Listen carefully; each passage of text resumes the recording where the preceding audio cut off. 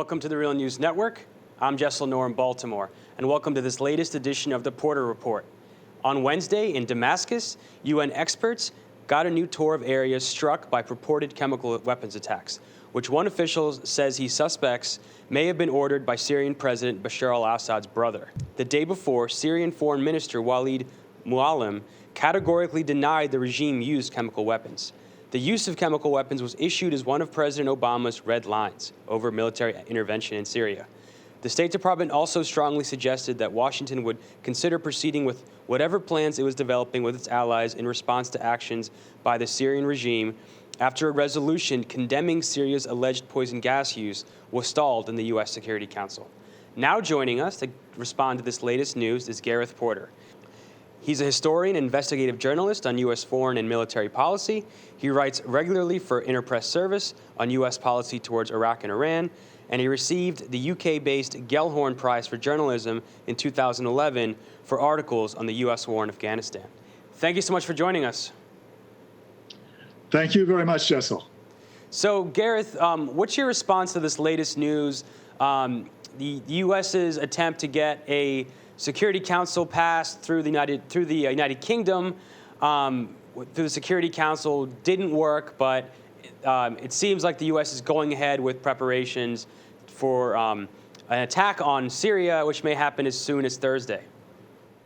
Well, I mean, my reaction is that the story that I've just done, the story about how the United States tried to get the United Nations Secretary General Ban Ki-moon to really stop the UN investigation of the alleged gas attack near Damascus, really raises serious questions about why the United States would not want to allow the UN to complete its work while it's already planning to carry out an attack on Syria. And this story, I think, really needs to be taken into account. That is the story about how the United States tried to get the United Nations Secretary General to stop the investigation really needs to be taken into account in evaluating whether the U.S.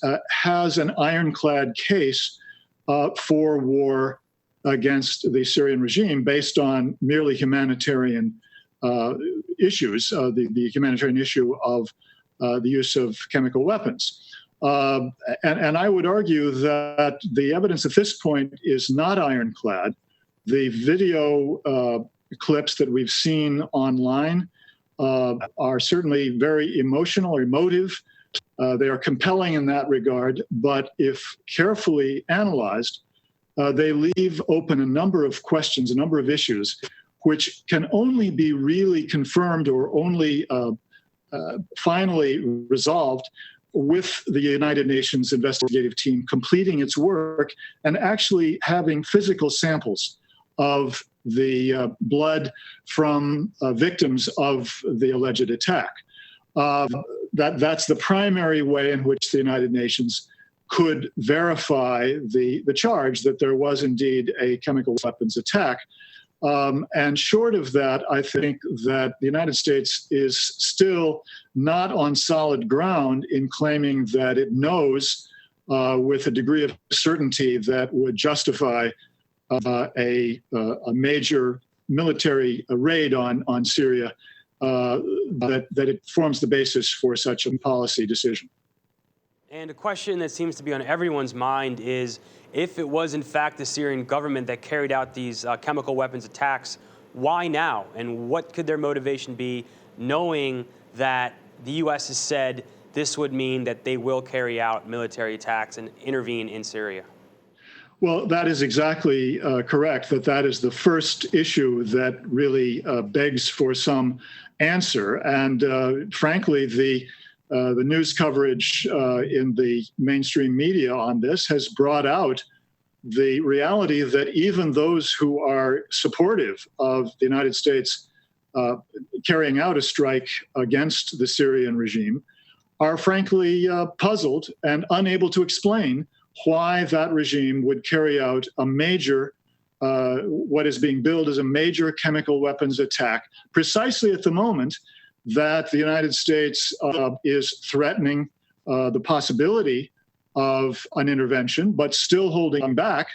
And at the same time, even more quite astonishingly, at the precise moment that the United Nations had actually gotten an investigative team on the ground in Damascus to actually carry out an investigation of other alleged chemical weapons attacks, and therefore would be available, obviously, to carry out an investigation of any attack that occurred in the environs of Damascus. So it is a question that is not easily answered, and I think it does raise, obviously, the problem that the interests of the Syrian regime would not be to carry out an attack, particularly right now.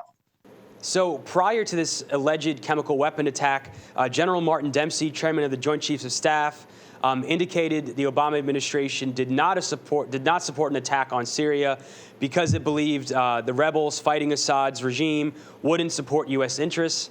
Do you think that calculation has changed?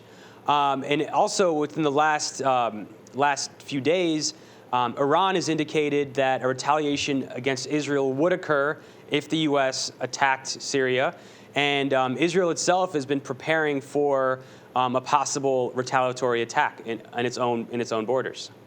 Well, the argument, of course, by those who support military strike against Syria at this point is that the Syrian government was so confident that the United States would not intervene militarily in Syria, that it would not carry out any military action, that they saw no reason to hold back.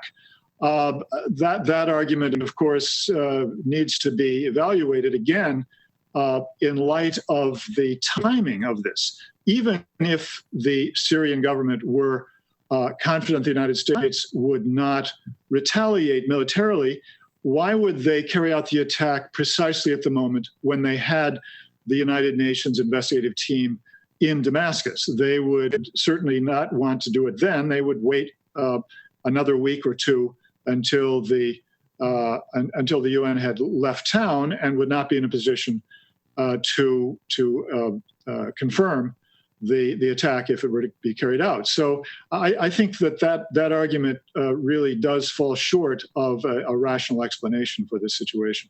With regard to Iran's threat to retaliate, in fact, I think if you read carefully, the text did not say specifically that Iran itself would retaliate. I think it said that, to use the passive voice, there would be retaliation.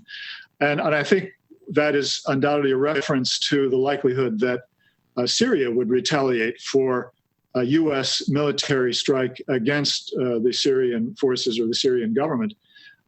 It's much more likely, of course, that Syria would do that because they would have much more reason to retaliate. And they have, of course, the weapons to do so. They have rockets that are perfectly capable of reaching Israel, and the Israelis are very, very well aware of that. So, Gareth, it's pretty clear who's going to suffer if the U.S. attacks Syria. The U.S. has acknowledged that civilian casualties are likely or could happen, even with these precision cruise missiles. And the second part of that question is, who stands to benefit? Well, first of all, let me just complete the thought or the analysis with regard to those who will suffer from any U.S. military strike in Syria.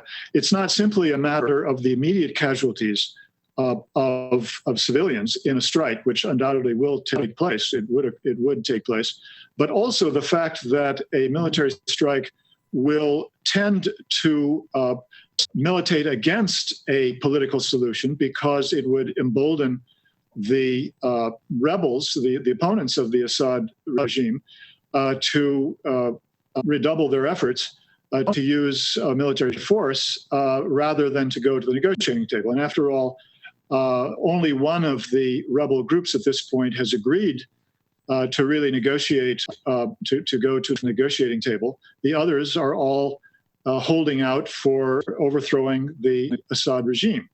And so the use of force by the United States is going to have the opposite effect of supporting or helping to bring about a negotiated settlement. And of course, that means that all of the Syrian people will suffer, and particularly those who suffer the results of government offensives will suffer from the continued war.